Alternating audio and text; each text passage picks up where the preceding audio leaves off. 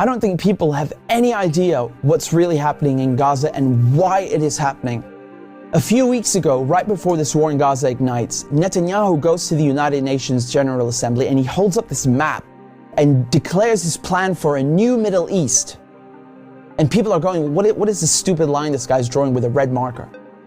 What it is an economic corridor that stretches all the way from India to the United Arab Emirates, into Saudi Arabia, into Jordan, Israel, and then finally to the entire European continent. I mean, the United States at this point, seeing their influence starting to fade, seeing the relevance of the dollar recede after they stole $300 billion from Russia. You have all these spooks in Washington and Tel Aviv, running around desperately trying to counter BRICS and counter China's new Silk Road. And this is their answer. This is a rival to the new Silk Road. Remember, the ancient Silk Road is the largest, most important trade route in human history. This thing is enormous. It stretches all the way from China to Syria to the Mediterranean Sea. The Chinese know how important this thing is and they want to revive it. It is the future of world economics, trade, and politics. Within the span of a few weeks, Iran and Iraq have signed a railway deal. So now you have a rail link for the new Silk Road. And President Assad of Syria, who the West have been trying to isolate for over a decade, is now visiting China, the world's largest economy, and signing a strategic partnership. This is pivotal. So now the new Silk Road has rail access all the way to the Mediterranean Sea through Syria's port in Latakia. So not just land, but maritime trade. This is crucial. And as enormous and important as all of this is just one aspect. This is just one aspect. You still have the gas. How can we talk about the Middle East without talking about gas and oil? When the US instigated the Maidan coup in 2014, that wasn't just about NATO expansion and encirclement of Russia. This was about surrounding, controlling, and cutting off Russian gas to Europe. Russia is the country with the largest proven reserves of natural gas. Control Ukraine, and you control the pipelines that feed and supply Russian gas to Europe. For decades, you've had US politicians, Republican and Democrat, from every administration, openly saying on camera, we don't want Nord Stream. There will be no longer a Nord Stream 2. We will bring an end to it. You want to have pipelines that don't go through Ukraine and Russia. For years, we've tried to get the Europeans to be interested in different pipeline routes. It's time to do that. You want to depend more on the North American energy platform, the tremendous bounty of oil and gas that we're finding in North America. Lo and behold, Nord Stream 1 and 2 are blown up. I mean, this is without question the most egregious, the largest terrorist attack on European infrastructure in modern history. There are only 3 countries on this planet that can pull this off. They are Russia, Britain, and the United States. And let me tell you, it was not Russia. You combine that with the sanction packages from the European Union, banning Russian oil and gas. I mean, talk about shooting yourself in the foot.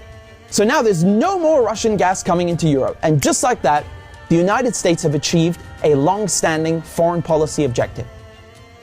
Now, the only other country with enormous gas reserves, the second largest in the world, is Iran. Iran signed the nuclear deal in 2015 and 2016. They're complying in every way imaginable. The IAEA at the UN cannot be happier.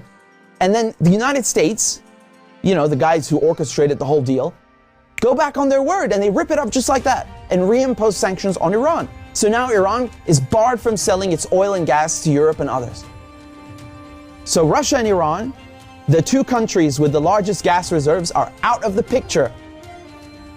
Then Israel, all of a sudden, proposed themselves as a solution to the European Union's gas shortages. Take our trilateral energy, for example, that we closed in June with Egypt and Israel. It has played an important role in our strategy to get rid of the Russian fossil fuels. How convenient. How convenient. In 2010, they conduct a geological survey and find this monstrous giant gas field in the Middle East. It's called the Leviathan, and it's in the Mediterranean Sea on the Levantine Basin. That means it's right off the coast of Palestine, Lebanon, Syria.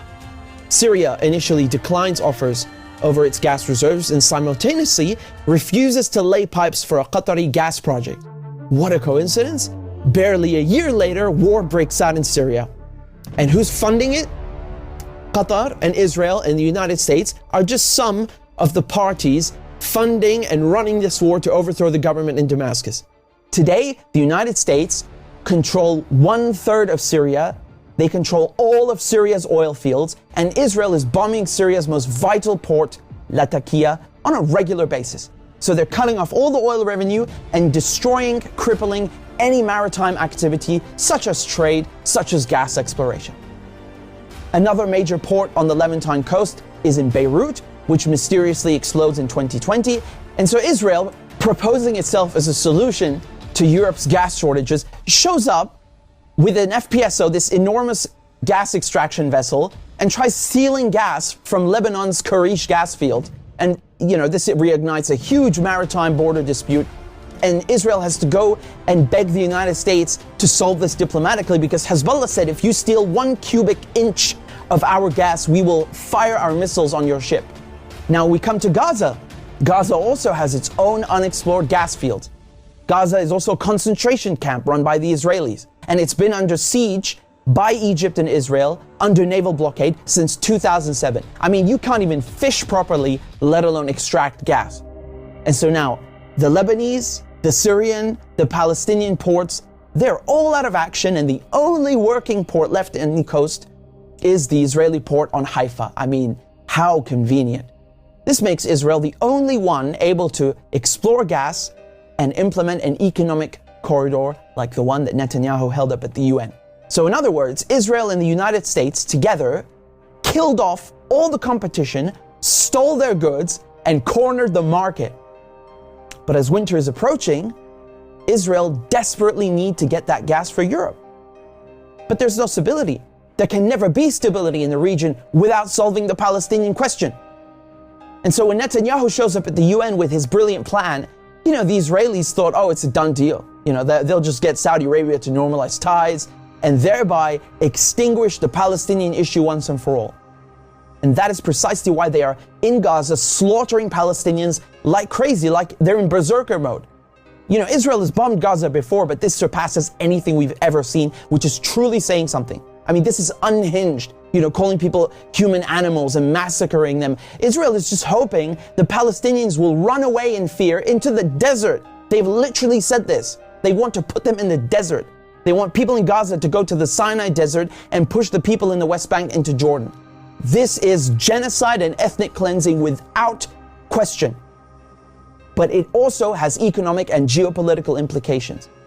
Hamas and the collective resistance, when they found out about Israel's plan and Saudi Arabia's wishes to normalize ties with Israel, which would destroy any hope of a Palestinian state, this forced their hand. It became clear they needed to act and respond immediately, lest Palestine be lost forever. For Palestinians, this is and always has been a matter of life and death, to be or not to be.